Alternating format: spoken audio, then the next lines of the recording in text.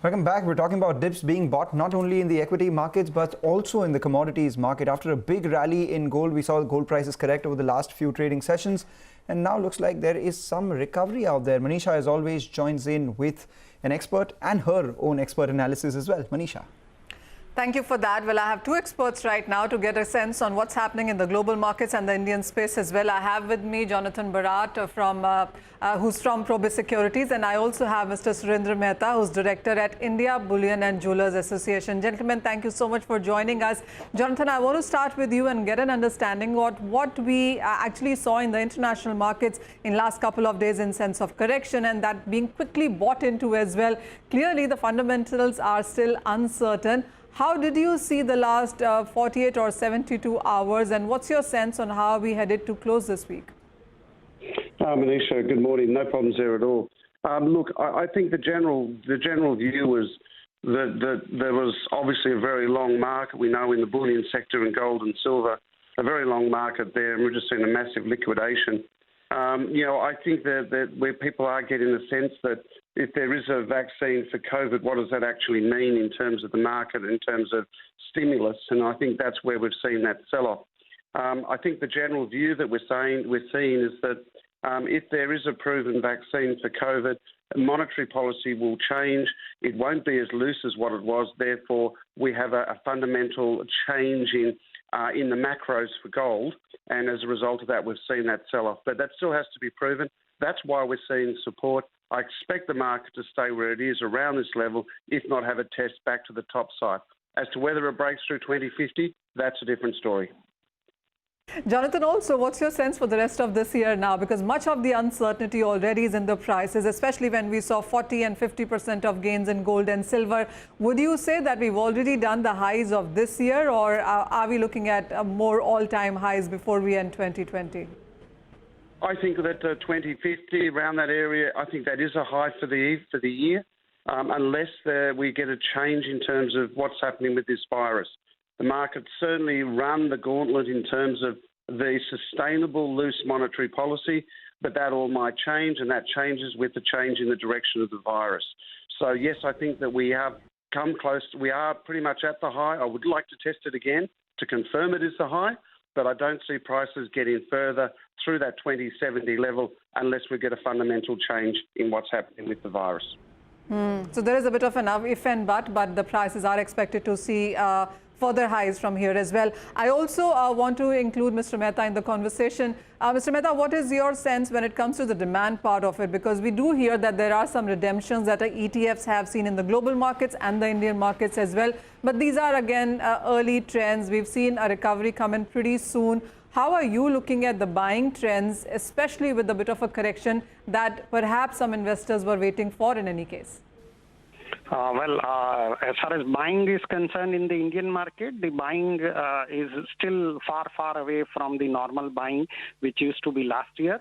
But yes, when the Indian market was quoting around 56,000 or 56,500, there were some selling pressure. There were some customers who were queuing up in the jewelry market to sell off their jewelry. After the V-shape rise in the gold prices, we saw the sudden downfall, and now with the imposition of the margin in the Shanghai Gold Exchange, we are seeing the recovery. But I'm pretty sure that this recovery is going to be a W-shaped recovery, and which will be very healthy for the market. And as far as the Indian customers are concerned, I feel that they should look at the SIP model of investing in the gold or buying the gold.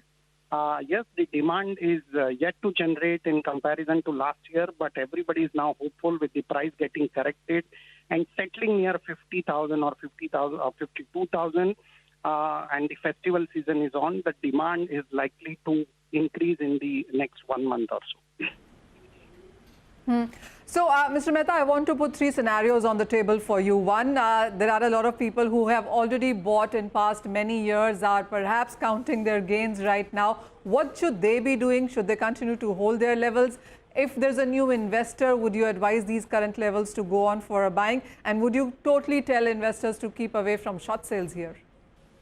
Well, definitely short sale. I never recommend short sale as far as gold is concerned. This has been my constant advice to all the investors. Also, we have to divide investors into two parts, long-term investors and short-term. If you are a long-term, look at the 10-year horizon.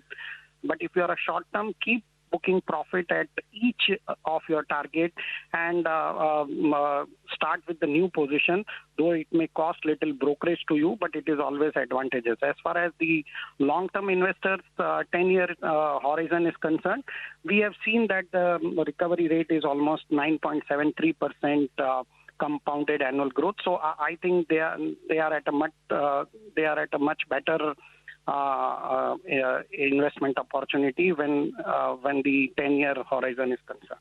Absolutely, and your advice on monthly SIP perhaps makes much more sense. One final question to you as well, Jonathan. Same thing. Would you tell investors to keep away from shorts right now? Would you also advise fresh buyings at these current levels? And what kind of returns are you expecting by the end of this year?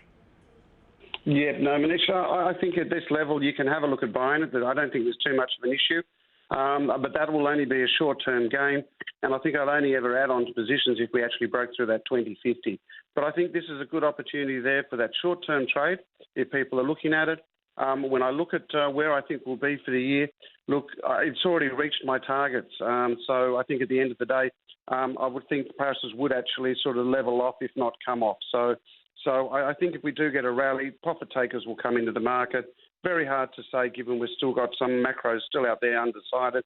But I think, as I said, that I think we've pretty much reached the high for the year. All right. Well, yes, I do remember that $2,000 per ounce was the target for most people by the end of this year. We've done that and more, and then we've seen a very sharp recovery as well. But hold on, near-term trades are still looking bullish. With that, Jonathan, Mr. Mehta, thank you so much for joining us and giving us a sense on our investors on how they should be putting trades out when it comes to precious metals. With that, it's back to you. Okay, all right, Manisha, thanks so much for that. But we have run out of time on this show, so you stay with us. Business Lunch will come up next.